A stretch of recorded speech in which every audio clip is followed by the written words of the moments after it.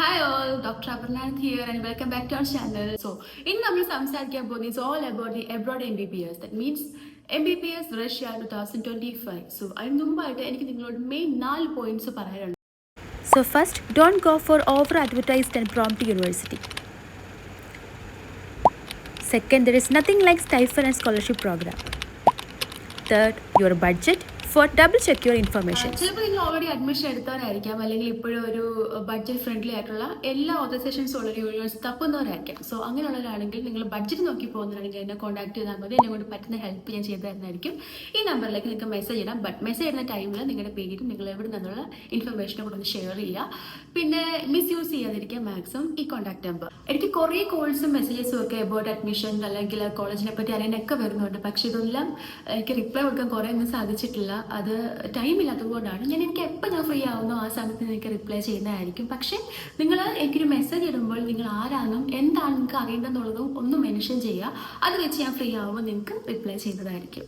നമ്മളിപ്പോൾ college choose ചെയ്ത് കഴിഞ്ഞാൽ നമുക്ക് മെയിനായിട്ട് വരുന്ന ഫീസുകൾ എന്തൊക്കെയാണെന്ന് നോക്കാം. So first thing is your tuition fees and hostel insurance. Insurance എന്ന് പറയുമ്പോൾ അതിൽ medical checkup and insurance separate ആണ് വരുന്നത്. Then biometrics and then your visa extension. നമുക്ക് എല്ലാ വർഷവും വരുന്ന പേയ്മെന്റുകളാണ് ഇതെല്ലാം. ഇതൊക്കെ ഇപ്പോൾ ഇതിൽ ഒരു ഫീസ് സ്ട്രക്ചർ നമുക്ക് കോളേജ് പ്രൊവൈഡ് ചെയ്യുമ്പോൾ അതിൽ tuition fees, hostel fees, medical insurance ആയിരിക്കും വരിക. അത് ലൈക്ക് ഓൾമോസ്റ്റ് ഒരു 20 lakh to 30 lakh വരെയൊക്കെയാണ് നമുക്കൊരു ബഡ്ജറ്റ് ഓക്കെ ആയിട്ടുള്ള യൂണിവേഴ്സിറ്റിക്ക് വരുന്നത്. നമ്മുടെ തൊട്ടടുത്ത ബിൽഡിങ്ങിൽ കുറച്ച് കൺസ്ട്രക്ഷൻസ് വർക്ക് നടന്നുകൊണ്ടിരിക്കുന്നുണ്ട്. അപ്പോൾ അതിൻ്റെ കുറച്ച് വോയിസ് നിങ്ങൾ ഇടയ്ക്കിടയ്ക്ക് കേൾക്കാൻ just ignore it, I am sorry. So നമുക്ക് പോയിന്റിലേക്ക് വരാം. അപ്പം നമുക്ക് ഒരു ഫീസ് സ്ട്രക്ചർ പ്രൊവൈഡ് ചെയ്യുമ്പോൾ അതിൻ്റെ മെയിനായിട്ട് വരുന്ന tuition fees, hostel fees and medical insurance ആണ്. ഈ മെഡിക്കൽ ഇൻഷുറൻസ് പറയും മെഡിക്കൽ ചെക്കപ്പ് ആൻഡ് ഇൻഷുറൻസ് എൻ്റെ ഡിഫറെൻറ്റ്, രണ്ടും സെപ്പറേറ്റ് ആയിരിക്കും വരുന്നത്. പിന്നെയുള്ള ബയോമെട്രിക്. ബയോമെട്രിക് എന്ന് പറയുമ്പം ഇപ്പോൾ 2-3 വർഷമായിട്ട് കമ്പൽസറി ആയിട്ടുള്ള ടെസ്റ്റാണ്. മിക്ക കോളേജിലും ഇപ്പോൾ കമ്പൽസറി ആക്കിയിട്ടുണ്ട്. എന്താണെന്ന് വെച്ച് കഴിഞ്ഞാൽ നമുക്ക് ഹോസ്പിറ്റലിൽ നിന്ന് സ്റ്റൂൾ ടെസ്റ്റ്, ഫ്ലൂറോഗ്രാഫിനെ കുറച്ച് ടെസ്റ്റുകൾ നമ്മൾ എടുപ്പിക്കും. അതിന് നമുക്കൊരു റിപ്പോർട്ട് അവർ തരും. ഈ റിപ്പോർട്ടുമായിട്ട് നമ്മൾ നിയർ ബൈ പോലീസ് സ്റ്റേഷനിൽ പോയി കഴിഞ്ഞാൽ നമ്മൾ ഫിംഗർ പ്രിന്റ് എടുക്കും. ഇതാണ് സബ്മിറ്റ് ചെയ്യേണ്ടി വരും. അങ്ങനെ ചെയ്ത് കഴിഞ്ഞാൽ നമുക്ക് ഒരു ഗ്രീൻ കാർഡ് പ്രൊവൈഡ് ചെയ്യും. അതിപ്പോൾ കമ്പൽസറി ആണ്. അപ്പോൾ അതിനൊരു 10,000 ആ റേഞ്ചിൽ അതിനുള്ളിൽ നിൽക്കത്തുള്ളൂ. ലൈക്ക് മാക്സിമം 10,000 വരെയാണ് വരാറുള്ളത്. പിന്നെ ഡിപ്പെൻസ് ദി യൂണിവേഴ്സിറ്റിയാണ്. ഇതാണ് വിസ എക്സ്റ്റൻഷൻ ആണ്. വിസ എക്സ്റ്റൻഷൻ എന്ന് പറയുമ്പോൾ നമുക്ക് എല്ലാ വർഷവും ചെയ്യേണ്ടതാണ്. ഒരു 1,600 റേഞ്ചിലൊക്കെയാണ് യൂഷ്വലി അതും നിൽക്കാറുള്ളത്. സോ ഇത്രയാണ് നമുക്ക് വരുന്ന ബഡ്ജറ്റ്. അപ്പം ഒരു 20 to 30 lakh ഒക്കെയാണ് ഒരു ബഡ്ജറ്റ് ഫ്രണ്ട്ലി യൂണിവേഴ്സിറ്റി നമ്മൾ പറഞ്ഞത്. സോ അത് അങ്ങനെ നിങ്ങൾക്ക് പോകാൻ താല്പര്യമുണ്ടെങ്കിൽ fully English medium WHO NMC അപ്പുറത്തുള്ള യൂണിവേഴ്സിറ്റിയെ പറ്റി അറിയണമെങ്കിൽ കോൺടാക്ട് ചെയ്യുവാണെങ്കിൽ എന്നെ കൊണ്ട് പറ്റുന്ന ഹെൽപ്പ് നിങ്ങൾക്ക് ചെയ്തു തരുന്നതായിരിക്കും. ഇനി എങ്ങനെ നമുക്ക് അഡ്മിഷൻ അപ്ലൈ ചെയ്യാം? സോ ഫസ്റ്റ് ഓഫ് ഓൾ നമുക്ക് ഒരു കോളേജിലേക്ക് സ്ട്രേറ്റ് അഡ്മിഷൻസ് പോസിബിൾ അല്ല. സോ നിങ്ങളുടെ ഏജൻസി ത്രൂ അല്ലെങ്കിൽ ഏജന്റ് ത്രൂ ആയിരിക്കും നിങ്ങൾക്ക് അത് പോസിബിലിറ്റീസ് ഉള്ളത്. അപ്പോൾ അങ്ങനെ നമ്മൾ അപ്ലൈ ചെയ്യുന്ന സമയത്ത് ഒന്നെങ്കിൽ നമ്മുടെ ഒറിജിനൽ ഡോക്യുമെന്റ്സ് നമുക്ക് അവർ കൈമാറാം ആദ്യം തന്നെ, ഇല്ലെങ്കിൽ നമുക്ക് PDF, അത് നിങ്ങളുടെ 10th 12th passport, Aadhaar.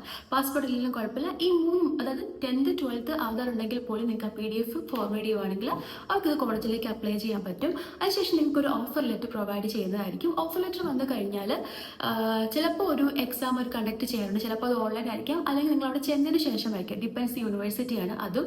So അത് നിങ്ങൾ ആക്ച്വലി അത് ഈസി ടു പാസ് ആണ്. അത് വലിയ ടഫ് ഒന്നും അല്ല. ഇപ്പം ഞാൻ തന്നെ കുറേ കുട്ടികളെ ഹെൽപ്പ് ചെയ്തിട്ടുണ്ട്. സോ ആ എക്സാം നിങ്ങൾ പാസ്സായി കഴിയുമ്പോൾ നിങ്ങൾക്ക് ഇൻവിറ്റേഷൻ കിട്ടും. ഇൻവിറ്റേഷൻ കിട്ടിക്കഴിഞ്ഞാൽ നമുക്ക് സ്റ്റാമ്പിംഗ് ആണ്. സ്റ്റാമ്പിംഗ് കഴിഞ്ഞാൽ നിങ്ങൾക്ക് സ്ട്രേറ്റ് കോളേജിലേക്ക് പോകാൻ സാധിക്കും. ഇതിനിടയ്ക്ക് കുറേ പേപ്പർ വർക്ക്സും കാര്യങ്ങളൊക്കെ ഉണ്ട്. അത് നിങ്ങൾ ആരാണ് ഹെൽപ്പ് ചെയ്തത് അവരത് ചെയ്തു തരുന്നതായിരിക്കും. പിന്നെ എല്ലാവരും ചോദിക്കുന്ന ഒരു കാര്യമാണ് നമ്മൾ ലൈസൻസ് കിട്ടാൻ വേണ്ടി അവിടുത്തെ ടെസ്റ്റ് കൊടുക്കണമെന്നുള്ളത്. First of all NMC rule ഇടയ്ക്ക് പറഞ്ഞിരുന്നു, നിങ്ങൾ എവിടെ പഠിച്ചിറങ്ങി കഴിഞ്ഞാൽ അവിടുത്തെ ലോക്കൽ ലാംഗ്വേജ് നിങ്ങൾ ടെസ്റ്റ് കൊടുക്കേണ്ടി വരുന്നുള്ളത്. അത് റഷ്യക്ക് മാത്രം ബാധകമല്ല.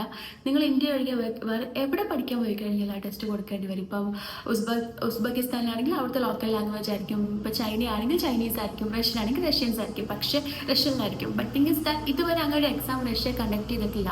ഈ വർഷവും കുട്ടികളോടൊന്നും പറഞ്ഞിട്ടില്ല.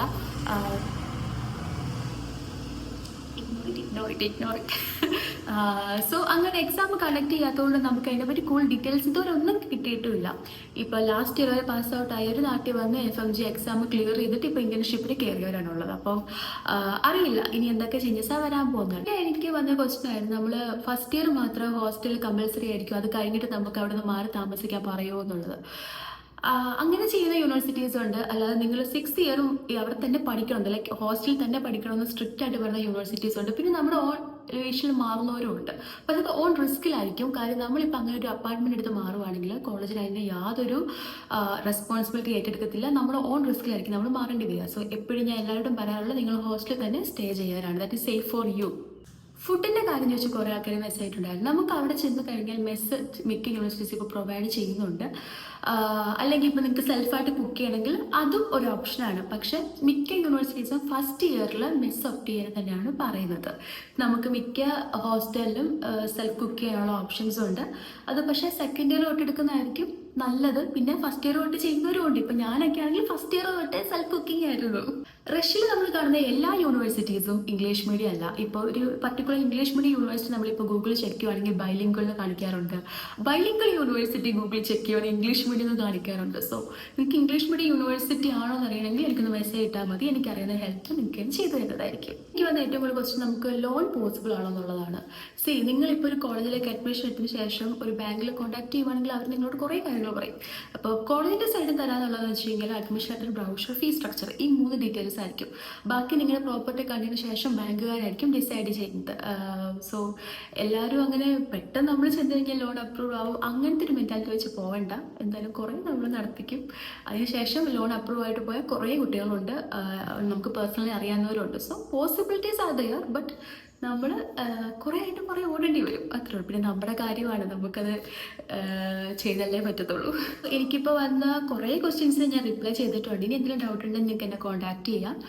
നമ്പർ ഞാൻ ഇവിടെ മെൻഷൻ ചെയ്യാം. നിങ്ങൾക്ക് എന്താണ് അറിയേണ്ടത് എന്താണെന്നുള്ളത്, പിന്നെ ബഡ്ജറ്റ് ഓക്കെ ഉള്ള യൂണിവേഴ്സിറ്റി പറ്റി നിങ്ങൾക്ക് അറിയണമെങ്കിൽ അതും നിങ്ങൾക്ക് മെസ്സേജ് ഇടാൻ ഇവിടെ പറ്റുന്ന ഹെൽപ്പ് ഞാൻ ചെയ്തു തരുന്നതായിരിക്കും. അപ്പോൾ അടുത്ത വീഡിയോ കാണുന്നവരേക്കും ബൈ.